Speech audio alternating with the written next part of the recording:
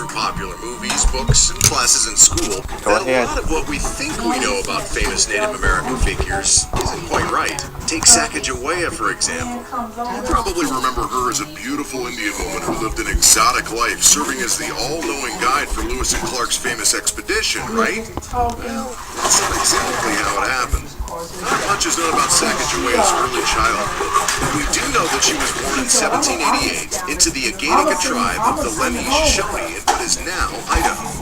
In 1800, when she was about 12 years old, Sacagawea and several other girls were kidnapped by a group of Hidatsu Indians. She was taken as a captive to a Hidatsu village in present-day North Dakota. Then she was sold to a French-Canadian fur trapper named Toussaint Chauvinot.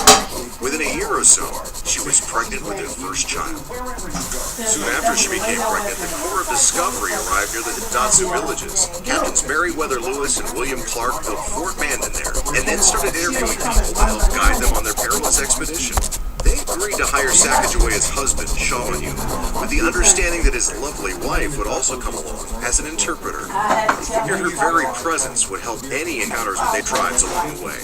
As Clark noted in his journal, a woman with a party of men is a token of peace. Shortly thereafter, Sacagawea gave birth to a little boy named Jean-Baptiste Chauvinot. Clark called him Pompey. She carried Pompey on a board strapped to her back as the Corps of Discovery forged on. Besides interpreting the language when Lewis and Clark encountered Indians, Sacagawea's activities as a member of the Corps included digging for roots, collecting edible plants, picking berries. In 1805, the boat they were riding in was capsized. She dove into the water, recovering all the important papers and supplies that would otherwise have been lost, including the journals and records of Lewis and Clark.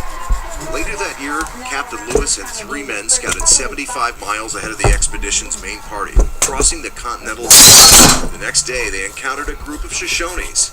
Not only did they prove to be Sacagawea's band, but their leader, Chief Kamehameha, turned out to be her very own brother. After 5 years of separation since her kidnapping as a young girl, Sacagawea and Kamehameha had an emotional reunion. Unfortunately, she quickly had to bid farewell to her beloved brother and continue on with the journey. At one point, the expedition became so difficult and freezing, the group was reduced to eating candles to survive. When temperatures finally became more bearable, Sacagawea found, dug, and cooked roots to help the group regain their strength. On the return trip, they encountered an Indian wearing a beautiful fur robe. Lewis and Clark wanted to bring the robe to Thomas Jefferson as a gift, but had nothing to trade for it. So, Sacagawea agreed to trade her most precious possession, her beaded belt, for the fur. A little over 2 years after the expedition began, it was finally over, ending in St. Louis. Today, we learn about Sacagawea in school as a heroic guide, but her life, like most everyone's, was much more complicated than history books sometimes give her credit.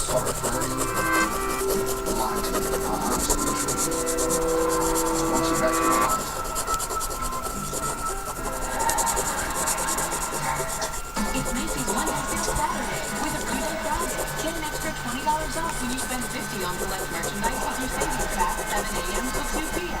Earn plenty points through Macy's Monday sale. Plenty lots of points off the Places One Rewards program.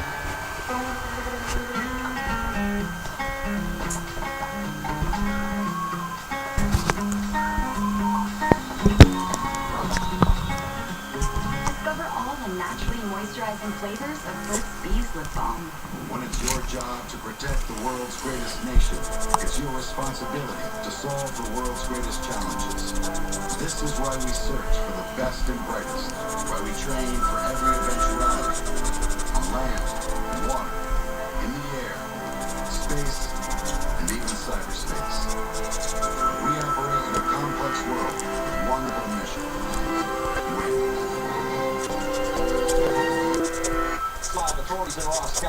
Nowadays, we take curiosity for granted. We believe that if we put in the hard work, we might one day stand before the pyramids, discover a new species of flower, or even go to the moon. But in the 18th and 19th century, female eyes gazed out windows at a world they were unlikely to ever explore. Life for women in the time of Queen Victoria was largely relegated to house chores and gossip, and although they devoured books on Arctic travel, most would never leave the place in which they were. However, there were a few Victorian women who, through privilege, endurance, and not taking no for an answer, did set sail for wilder shores. In 1860, Mary Ann North, an amateur gardener and painter, crossed the ocean to America with letters of introduction, an easel, and a love of flowers. She went on to travel to China, Peru, Japan, India, Australia. In fact, she went to every continent except Antarctica in pursuit of new flowers to paint. The overwhelming amount of subject to be painted, she wrote. Hills were mostly blue, piled one over the other beyond them. Never saw such abundance of pure color. With no planes or automobiles and rarely a paved street, North rode donkeys, scaled cliffs, and crossed swamps to reach the plants she wanted.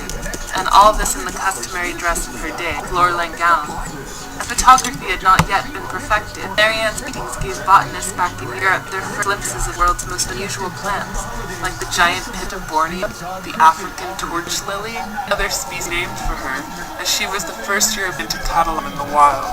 Meanwhile, back in Mary Kingsley was the sheltered daughter of a traveling doctor, who loved hearing her father's tales of native customs in Africa.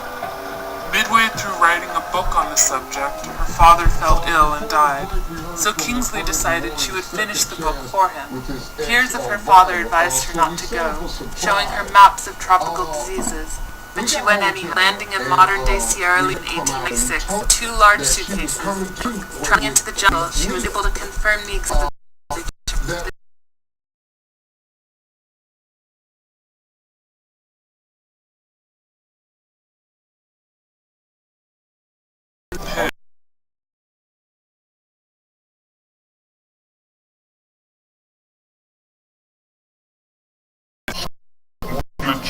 the source anything. When the break was as daring as Alexandra Daniel. Alexandra, who had studied Eastern religions at home in France, wanted desperately to prove herself to Parisian scholars of the day. All of them were men. She decided the only way to be taken seriously was to visit the big city of Lhasa in the mountains of Tibet. People will have to say, this woman lived among the things talking about. She touched them, she saw them alive, she wrote. When she arrived at the border of India, she was forbidden to go. She discovered that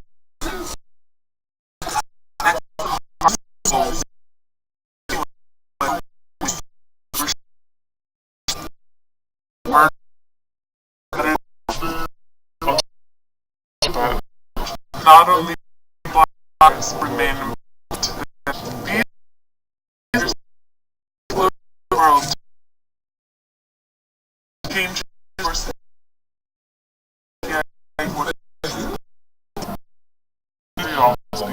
to try and kill some other places, perhaps in their own society,